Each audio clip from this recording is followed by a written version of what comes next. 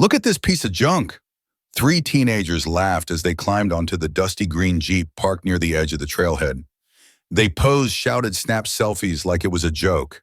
They didn't ask who owned it. They didn't see the boots by the tire. Until a shadow passed overhead and a drone hovered. Then slowly, silently, a folded flag dropped onto the windshield. Comment, silence fell fast, if this already stopped you cold. He didn't park there for attention. He parked for remembrance. Gerald Jerry Maddox, 78 years old, had been driving the same military surplus Jeep since 1976, a weathered CJ5 painted in faded olive drab that most people mistook for abandoned junk.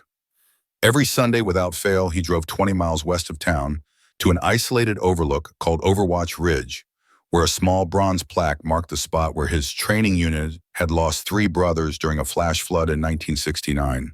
The ritual never changed. Park facing the ridge place, 3 smooth stones beneath the front tire. One for each fallen soldier, slip off his boots out of respect and sit quietly reading a letter he'd carried for 53 years. That particular Sunday morning started no differently. The autumn air was crisp, the ridge bathed in golden light, and Jerry had positioned himself a few yards away from the Jeep near the memorial plaque when he heard the distant roar of dirt bike engines. At the same moment, 3 teenagers on muddy ATVs pulled into the clearing, their machines kicking up dust clouds and disturbing the sacred silence Jerry had come to cherish. The first rider, a boy of maybe 17 with bleached hair and designer sunglasses, pointed excitedly at the Jeep. "Yo, check out that vintage war machine!" The second teen, slightly younger but equally brash, revved his engine as he dismounted. "No way that piece of rust actually runs. Bet it's just some movie prop someone abandoned up here." Without asking permission, without looking around for an owner, they climbed directly onto the vehicle, one perching on the dented hood, another swinging onto the roll bar like a playground monkey.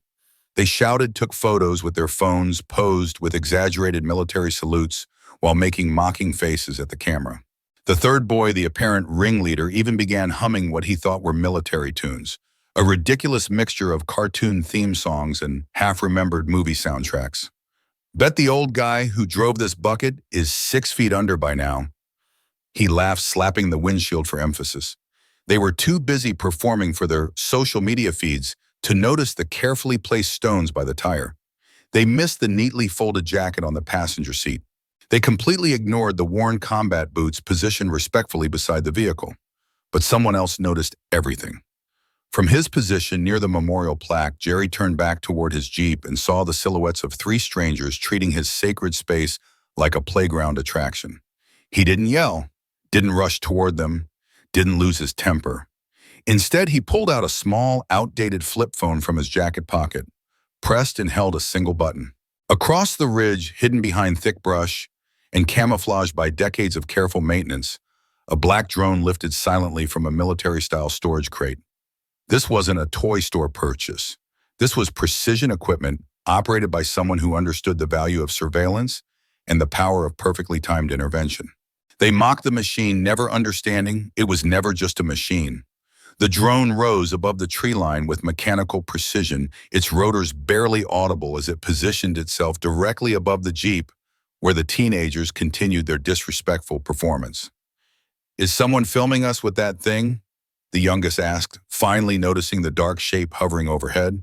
The ringleader smirked, adjusting his position on the hood for a better camera angle. "Let them record.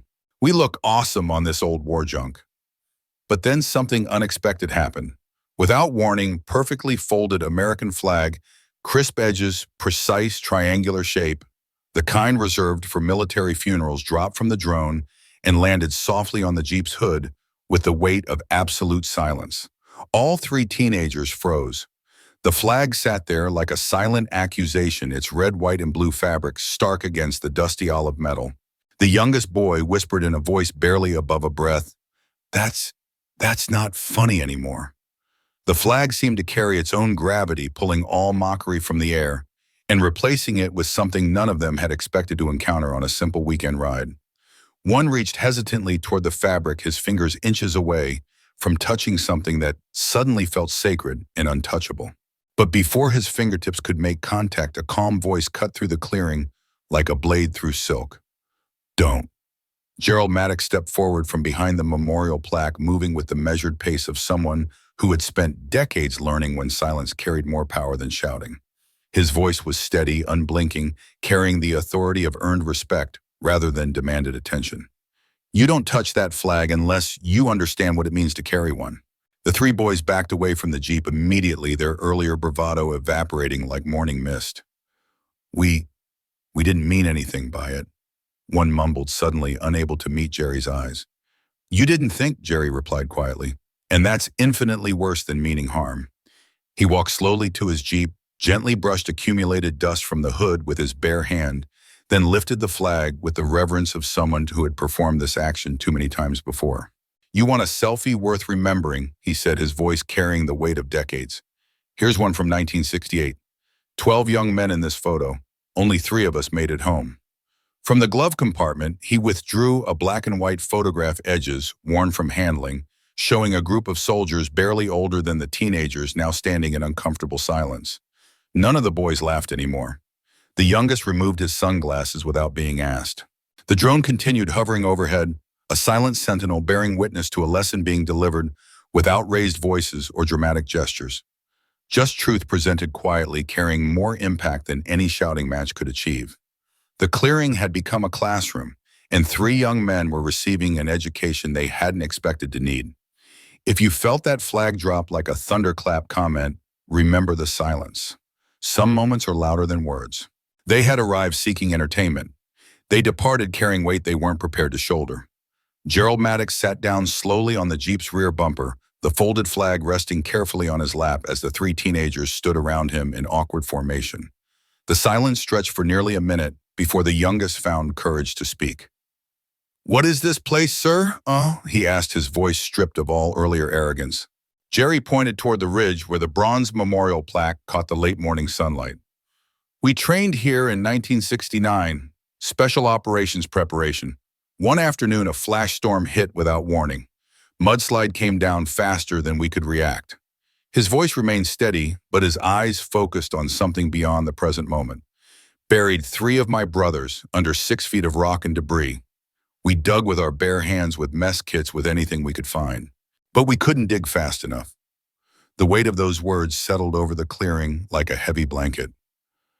"So now I come back every Sunday, and I remember them properly."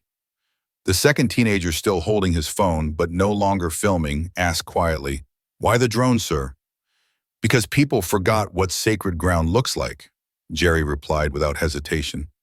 "They see an empty clearing and think it's a playground. They see an old vehicle and think it's a prop." "Why did you drop the flag?" Gerald Maddox stared straight ahead, his weathered hands folding and unfolding the flag with practiced precision. "Because I've carried too many of these folded tight, and every single one represents someone who never got to come home and sit on their old Jeep." The silence that followed was profound and transformative. Then, without prompting, the youngest boy stepped forward.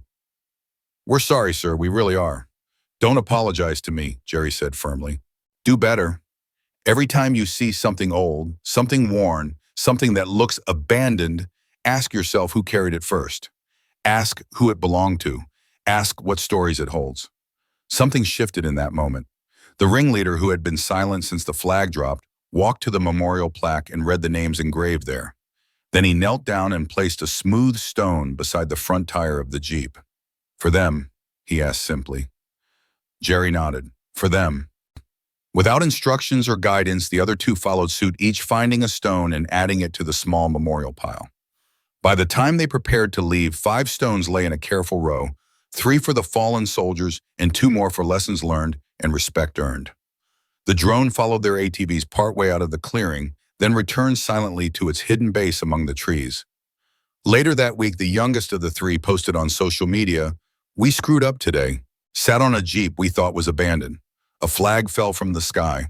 We left with a lesson and 3 names we'll never forget." The post went viral within hours, shared by veterans and civilians alike, who recognized the power of quiet education over loud confrontation. The top comment, like thousands of times, read simply, "The flag doesn't need volume, it already speaks." And in that viral moment, three teenage pranksters became accidental ambassadors for respect, remembrance, and the understanding that some places are too sacred for selfies. He never raised his voice, but somehow the entire world heard him anyway. 2 months after the incident, a small metal sign appeared at Overwatch Ridge Memorial Site, in memory of those who trained here and those who never left. The sign wasn't funded by the city or installed by Park Services. It was purchased and placed by three anonymous young men and their fathers who had driven up together to understand what their sons had experienced. Jerry continued his Sunday visits, maintaining the same routine he'd followed for decades. But now every few weeks, a new folded flag would appear beside the memorial plaque left quietly by visitors who had heard the story, with a small stone placed on top to prevent it from blowing away. He never saw who brought these tributes, never caught the anonymous visitors in the act of remembrance. But he smiled every time he discovered them, because finally someone understood what silence was built for. The drone remained hidden in its camouflage case, ready but rarely needed. The three teenagers never returned to ride their ATVs in that clearing, but they did return on foot, quietly bringing friends who needed to understand the difference between sacred space and playground. Some machines run on fuel. Others run on memory, sacrifice, and names no one dares forget. Subscribe to Wounds and Honor if you believe some engines never stopped serving, they just got quieter.